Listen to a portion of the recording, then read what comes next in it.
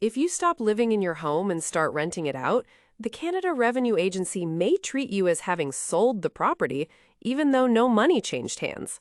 That rule has handed thousands of Canadians a tax bill approaching $40,000 on a sale that never happened. There's a one-page election that prevents it. Most homeowners have never heard of it. One Hamilton high school teacher learned this the hard way. Layla is a 51-year-old high school teacher in Hamilton who moved in with her aging mother in 2022. Rather than sell her house, she decided to rent it out. The plan made sense. She would sort out the tax details when she eventually sold the place. The house had appreciated nicely since she bought it. What she did not file was a one-page election with her 2022 tax return. Here is what most Canadians do not know about converting a home to a rental, and that is the part most people focus on. The standard advice is you only pay tax when you sell. That is part of it. But the deeper trap is that the Income Tax Act treats the moment you stop living in your home and start renting it as a deemed disposition. CRA considers you to have sold the property at fair market value the day it became a rental. No money changes hands, no sale agreement is signed, but on paper, a sale happened, and any gain that built up while you lived there is taxable. Most people would assume that without an actual sale, there can be no tax. That is part of it, but the deeper trap is the math. Layla bought her home in 2015 for $380,000. By 2022, it was worth approximately $560,000. That is a $180,000 capital gain on a property she still owns. At a 50% inclusion rate, $90,000 became taxable income for her 2022 return.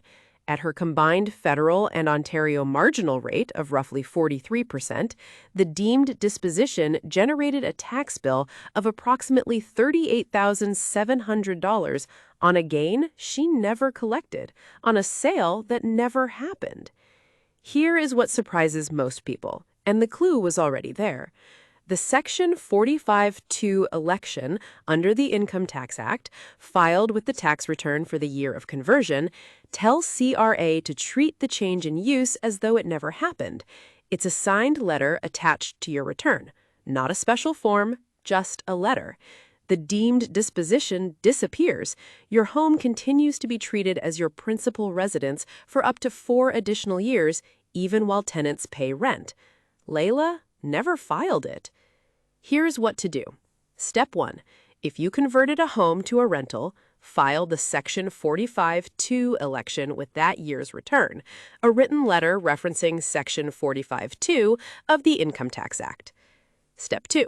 If you missed the deadline, late filing is allowed under Section 220.3.2, subject to a penalty of $100 per month, capped at $8,000.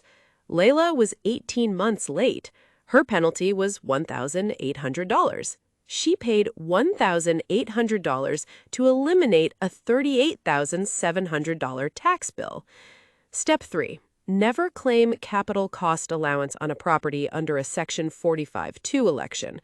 CCA voids the election retroactively, and a few $100s in CCA savings can reinstate tens of thousands in deferred tax. The Section 45-2 election is a one-page letter that prevents one of the largest tax bills most homeowners will ever see. Layla did not fall into the trap because she was reckless. She fell in because nobody told her a sale could happen without a sale. The cost of not knowing this rule is approximately the cost of a new car. The cost of knowing it is the cost of a stamp.